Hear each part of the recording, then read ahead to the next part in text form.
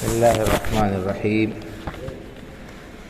الحمد لله والصلاة والسلام على رسول الله وعلى آله وصحبه ومن والاه، أما بعد.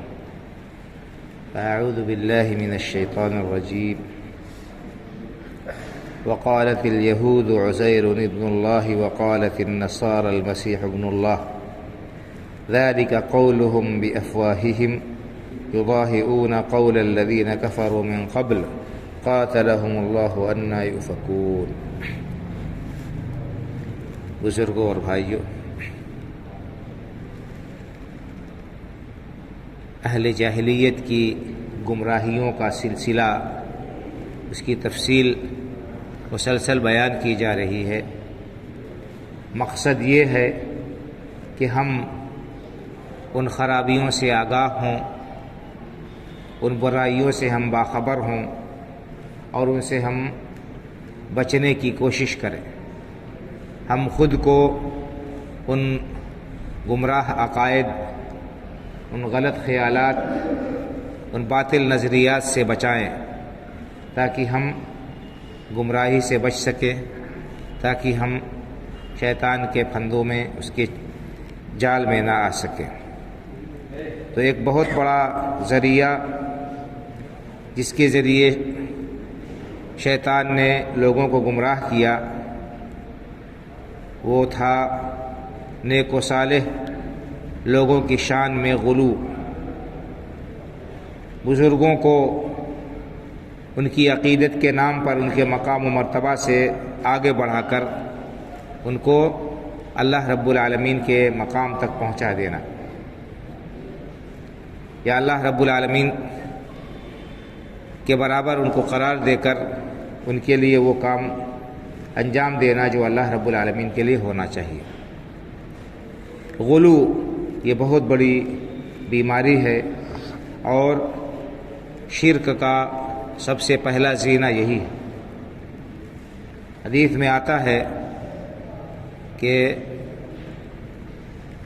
قوم نوح میں بت پرستی کیسے شروع ہوئی تھی، اس کا سبب یہی غلو تھا کہ نیک اور صالح لوگ جب قوم نوح کے رخصت ہو گئے تو ابلیس آیا لوگوں کے پاس میں اور ان سے کہا کہ آپ ان بزرگوں کی یادگار قائم کر لیجیے تاکہ ان کے ذریعے سے ان کو دیکھ کر اللہ یاد آئے۔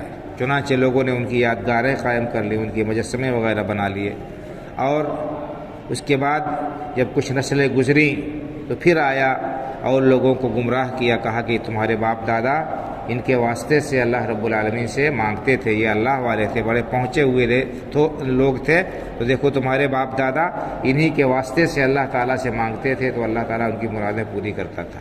اس طرح سے واسطے سے اس نے بزرگوں کے لوگوں کو دعا کرنے کا طریقہ بتایا۔ پھر کچھ نسلیں گزر گئیں، پھر آیا تو لوگوں کو ڈائریکٹ انہی کی عبادت میں لگا دیا۔ تو اس طرح سے نیک و صالح لوگوں کی عقیدت میں غلو نے لوگوں کو شرک تک پہنچا دیا۔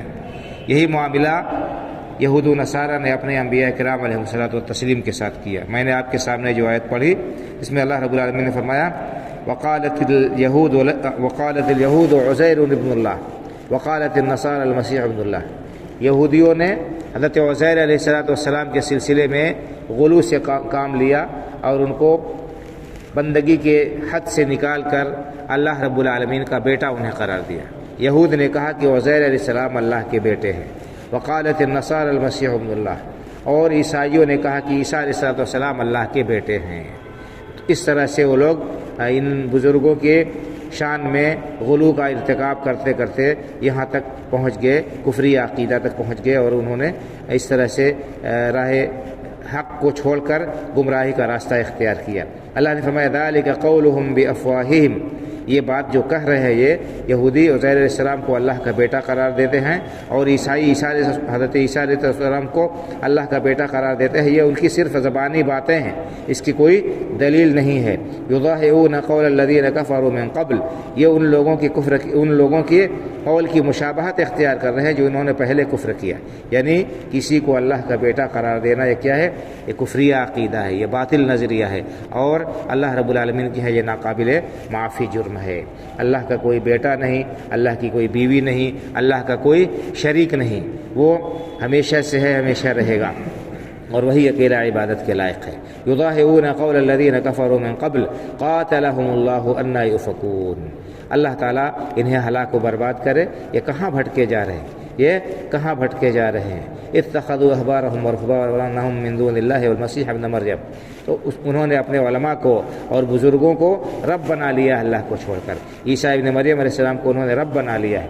تو یہ ربوبیت ان کی کیا تھی کہ وہ جو کام کہتے تھے کرنے کو، یہ اس کو انجام دیتے تھے، یعنی اپنے نیک اور صالح لوگ جن کو یہ سمجھتے تھے، وہ ان کو جس بات کا حکم دیتے تھے اسے یہ انجام دیتے تھے، اور جس کو وہ حلال کہتے تھے یہ حرام، اسے حلال یہ سمجھتے تھے، جسے وہ ان کے بزرگ حرام قرار دیتے تھے اسے حرام قرار دیتے تھے۔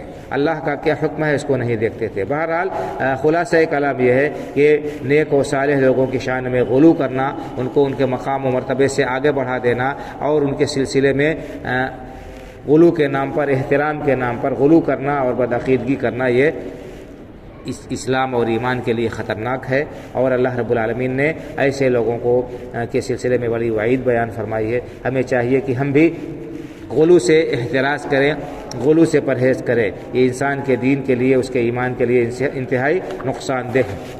غلو کے معنی آتے ہیں حد سے آگے بڑھ جانا، یعنی کوئی اللہ کا بندہ ہے، نیک اور صالح بندہ ہے، اس کے اندر اللہ رب العالمین کے اوصاف ثابت کرے، اس کو حاجت روا مشکل کشا سمجھے، اس کو یہ سمجھے کہ وہ ہماری بگڑی بنا دے گا اور وہ ہمیں بیماری سے شفا دے دے گا وغیرہ وغیرہ، جو صرف اللہ رب العالمین کی صفات ہیں، جو اللہ کے اختیار میں ہیں، وہ چیزیں دوسروں کے سلسلے میں سمجھنا، یہ ان کو مقام و مرتبے سے آگے بڑھانا ہے، اور یہ اللہ رب العالمین کے ہاں بہت ہی بڑا جرم ہے۔ اللہ رب العالمین سے دعا ہے کہ وہ ہمیں صحیح عقیدہ اختیار کرنے کی توفیق عطا فرمائے، اور ہمارے اعمال کی اصلاح فرمائے، اور ہمیں نیک عمل کی توفیق عطا فرمائے، آمین۔ وآخر دعوانا الحمد للہ رب العالمین، وصلی اللہ علی نبینا محمد وعلی آلہ وصحبہ اجمعین۔